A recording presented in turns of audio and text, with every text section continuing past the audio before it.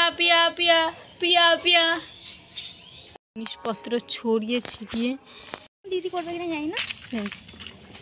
একটু অসুস্থ ছিলাম, কারণ মুর্শিদাবাদে গেছি আর অসুস্থ হবো না তা তো হয় না।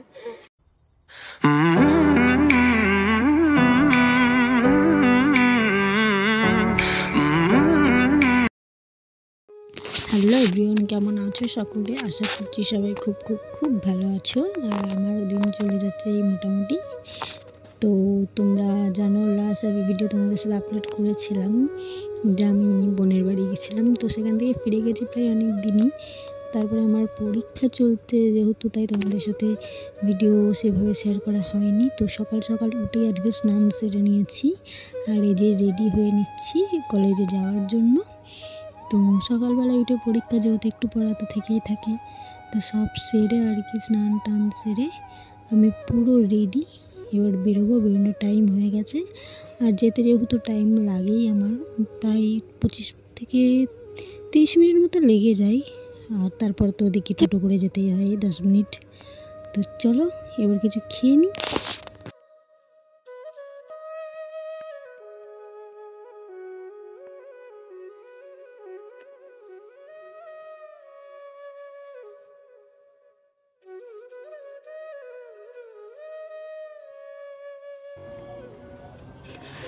তো এই আলু ভাজা মুড়ি খেয়েই যাবো পরীক্ষা দিতে। তোমরা তো গেছিলাম লাস্ট, তোমাদের সাথে আমি একটা ভিডিও শেয়ার করেছিলাম, আমার বোনের বাড়ি গেছিলাম। তো সেখান থেকে আসার পর একটু অসুস্থ ছিলাম, কারণ মুর্শিদাবাদে গেছি আর অসুস্থ হবো না তা তো হয় না।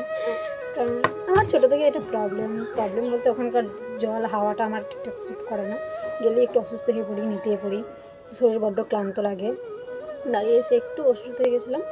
তারপরেও তার মধ্যে আমার চলছে আমার এক্সাম, আমার পরীক্ষা, তাই সে কারণে তোমাদের সাথে কোনো রকম ভিডিও আমি শেয়ার করিনি। কিন্তু আজকে হচ্ছে আমার লাস্ট পরীক্ষা। আমার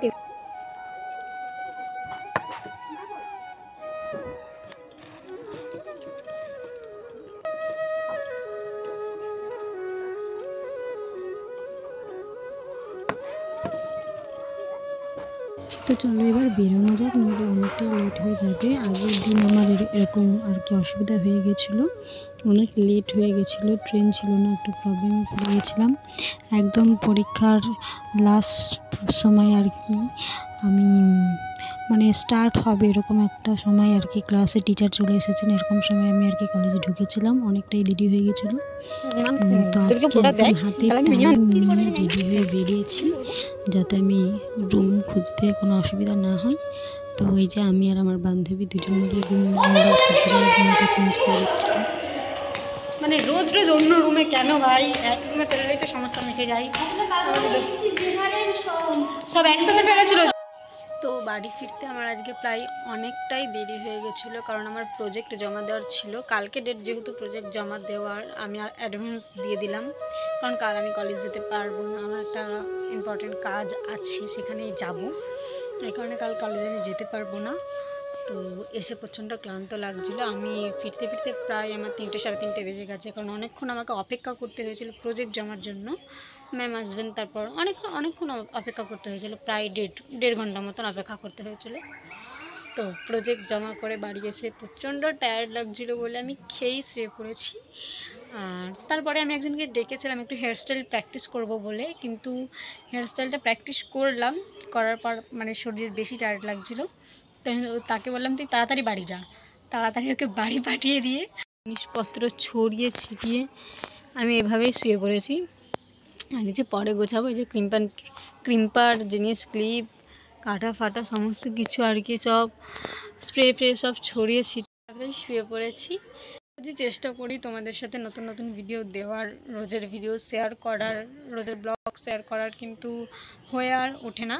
তবু চেষ্টা চালিয়ে যাচ্ছি যে রোজ শেয়ার করব।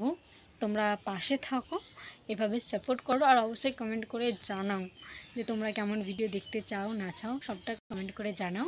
আর আমাকে অনেকেই কমেন্ট করে, ছোটোখাটো কমেন্ট করে, আমার খুব ভালো লাগে। এই যে ব্যাগটা গুছিয়েছি, আসলে কালকে আছে আমার একটা কম্পিটিশান, তো একটা নতুন অভিজ্ঞতা হতে চলেছে কাল। তো এই কারণেই আমি আর কি ব্যাগপত্র সমস্ত কিছু গুছিয়ে নিয়েছি। দুটো ব্যাগ হয়েছে আমার, তো চলো গুছিয়ে নিয়েছি। আর কালকে একটা স্পেশাল ভিডিও আসতে চলেছে তোমাদের সাথে শেয়ার করব। কালকে কম্পিটিশনে যাব, একটা নতুন অভিজ্ঞতা হবে। তারপর আমি তো একটু এক্সাইটেড রয়েছি অবশ্যই, যে কী হবে না হবে। তো চলো, অনেক মজা হবে কালকে।